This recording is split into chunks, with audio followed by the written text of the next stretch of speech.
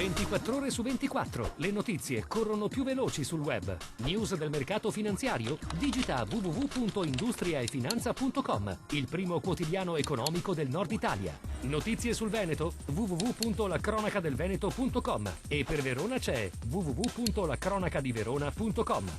Guarda le ultime news sulle web TV di TG Italia, TV Veneto e tvverona.com. Collegati con il mondo. Connettiti con Industria e Finanza, la cronaca del Veneto e la cronacadiverona.com. Sul web l'informazione è in tempo reale.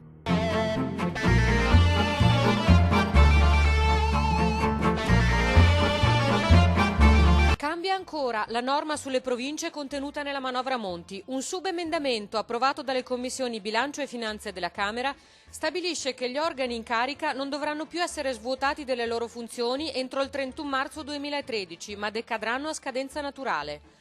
Non ci sarà più nessun anticipo della scadenza, quindi, mentre gli enti che dovevano andare ad elezioni nel 2012 saranno commissariati. Quello che è certo comunque è che le province hanno le ore, anzi i mesi contati, e che sul provvedimento c'è ancora molta confusione. Il fatto è che c'è una continua delegittimazione di un ente che sta svolgendo ancora il suo lavoro e c'è il problema del continuo rinvio, perché fanno degli annunci, anche il decreto doveva sciogliere le funzioni amministrative entro il 31 di aprile 2012, adesso oggi c'è un emendamento del governo che dice il 31/12/2012 con poi eventuali elezioni per le nuove province per il marzo 2013. Mi sembra ci sia tanta confusione. E allora le province venete promettono di fare ricorso alla Corte di Cassazione in nome dell'incostituzionalità della norma che le vuole abolire.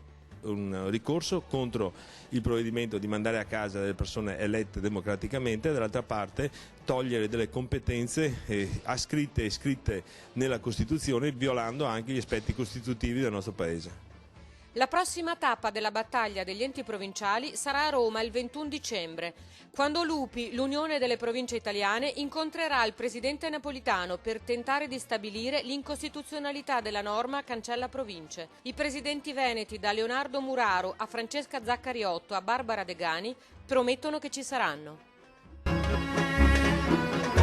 La Regione del Veneto e il suo braccio operativo AVEPA vogliono correre in tandem e andare più veloci con un comune unico obiettivo: favorire il lavoro e il finanziamento delle aziende agricole del territorio per sostenere l'impegno degli imprenditori e accrescerne la competitività sui mercati.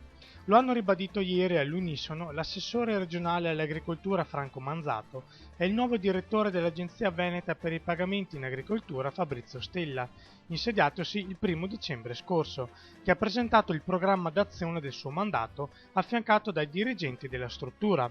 L'assessore Manzato ha augurato buon lavoro al nuovo direttore generale Stella e salutato il suo predecessore Fausto Luciani, richiamando l'impegno delle istituzioni ad essere uno strumento di servizio e supporto delle imprese e mai un ostacolo. È in partenza dalla Marca Trevigiana Ostrega Latina, un tour di 11.000 km percorsi con un bus tutto particolare attraverso l'intero Sud America, da Rio de Janeiro ad Ushuaia, per promuovere tra Brasile, Uruguay, Argentina e Cile tutto il meglio del Veneto: cultura, storia, arte, enogastronomia, offerta turistica, e incontrare le comunità di emigrati veneti che numerosissimi vivono in quelle nazioni.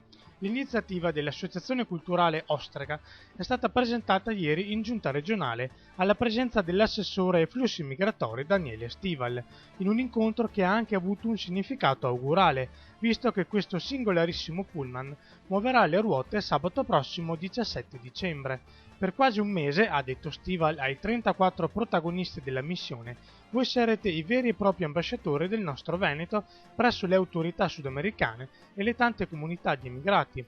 La regione vi è riconoscente.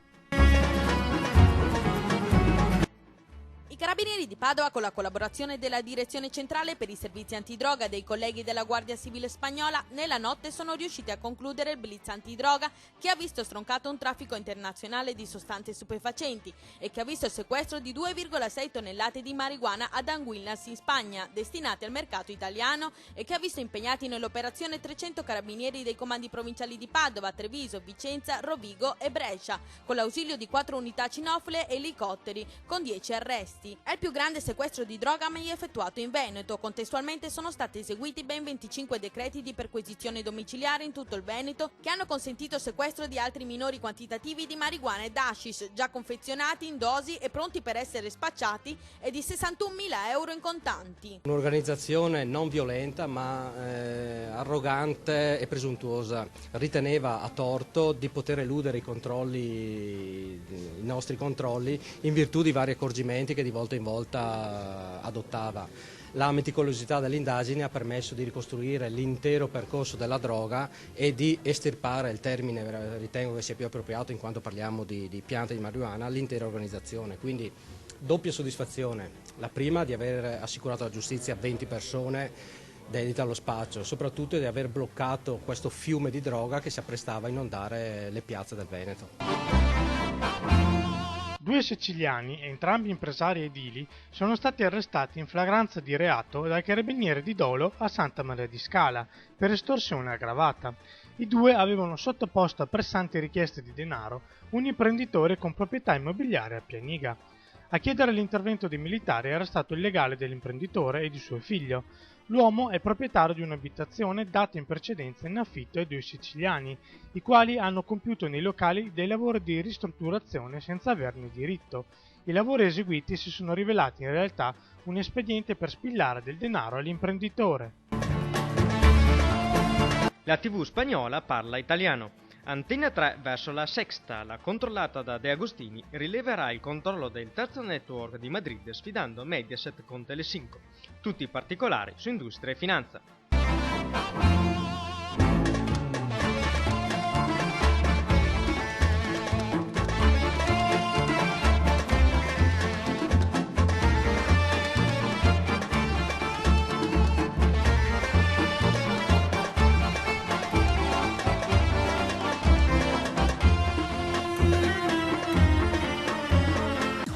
24 ore su 24. Le notizie corrono più veloci sul web. News del mercato finanziario? Digita www.industriaefinanza.com, il primo quotidiano economico del Nord Italia. Notizie sul Veneto? www.lacronacadelveneto.com e per Verona c'è www.lacronacadiverona.com.